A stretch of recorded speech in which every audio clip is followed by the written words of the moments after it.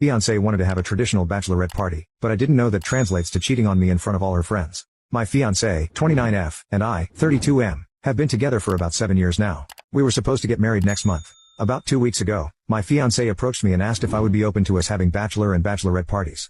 This made me really uncomfortable. Personally, I believe that these kinds of parties only serve to encourage infidelity before a couple gets married, and they aren't something I'd be interested in. I expressed that to my fiancé, but she told me that if we did have them, they'd just be friends hanging out with us, celebrating our future wedding, and that we wouldn't have the stereotypical last night of freedom kind of party. After talking for a bit and establishing some boundaries, we agreed to have the parties on the same day, which happened to be this past Wednesday. When Wednesday came around, my friends came over to our place for a game and drinks, while my fiancé went out clubbing with her friends. I was having fun with my friends until about roughly 3 hours into our game when one of our mutual friends texted me and told me that we needed to talk. Obviously, I immediately became concerned and asked her what was going on, but she said that she didn't feel comfortable discussing it over text and preferred to speak to me in person. This really messed me up, and for the next hour, I couldn't really focus on anything else because I kept wondering what could possibly be so important that she wanted to come over and talk to me. By the time she arrived, my friends and I had already wrapped things up, so I was just waiting for her to come. She came in and asked for us to sit down and talk, revealing to me that my fiancé used the party as an opportunity to cheat on me. I immediately felt like Mike Tyson had punched me in the chest. This was exactly what I was afraid of when my fiancé first approached me about having these parties, and she assured me that was the furthest thing from her mind. Until then, I had no reason not to trust her, so I believed her. I felt so stupid for not seeing this coming. I asked my friend if she was sure of what happened, and she showed me a video of my fiancé kissing some guy at a bar. Apparently, this video was shared in a group chat that my fiancé and her friends were on to plan the party. I honestly don't know how I didn't break down crying when I was shown the video. There was the woman that I was supposed to spend the rest of my life with, kissing another man while her friends cheered her on.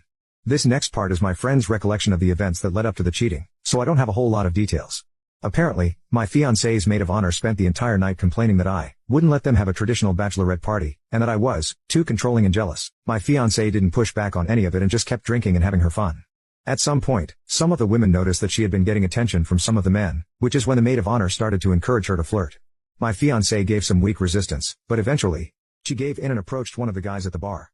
This is the point where our mutual friend became uncomfortable and left the party early, but she was still in the group chat where the video was shared. I thanked my friend for telling me what happened and asked her to forward me the evidence, along with anything else that might end up being shared with her. After she left was when I finally broke down crying. I then texted my fiancé, telling her that I knew the wedding was off.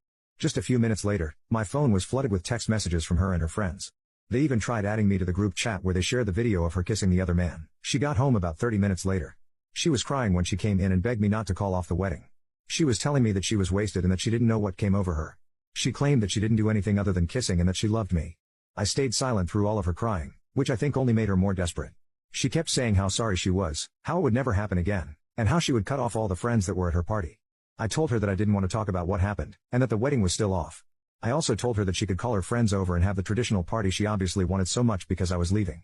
This made her even more desperate and I kid you not, made her try to block the door to prevent me from leaving. I just stayed silent while packing my bags, then called my sister over and asked her if I could stay with her for a couple of days. I have now been at my sister's house for the last few days, calling friends and family to tell them that the wedding is off. I haven't told anyone other than my sister the reason. I just feel so humiliated. My ex has been calling and texting me every day for the past 2 days. My sister has been offering me support, but I just don't know what to do next. I feel so lost. Despite everything that happened, I still love her. Is there any hope for reconciliation? Update. I wanted to get ahead of the rumors from people as to why the wedding was called off, so I started calling people again and let them know exactly what happened. It was a humiliating experience to tell people my fiancé made out with some other guy while her friends cheered her on, but everyone has been really supportive, especially my parents and my sister. I also called my ex's parents since they helped with some of the expenses of the wedding, and I wanted to let them know that they should try to get their deposits back. To my surprise, my ex's mother picked up the phone and she already knew everything that had happened. Apparently, my ex told them everything. I did ask her some questions to see just how much they knew, and everything seemed to line up with what I knew happened. They didn't try to make me stay with my ex or anything. As for my ex herself, she and I did meet once to discuss everything.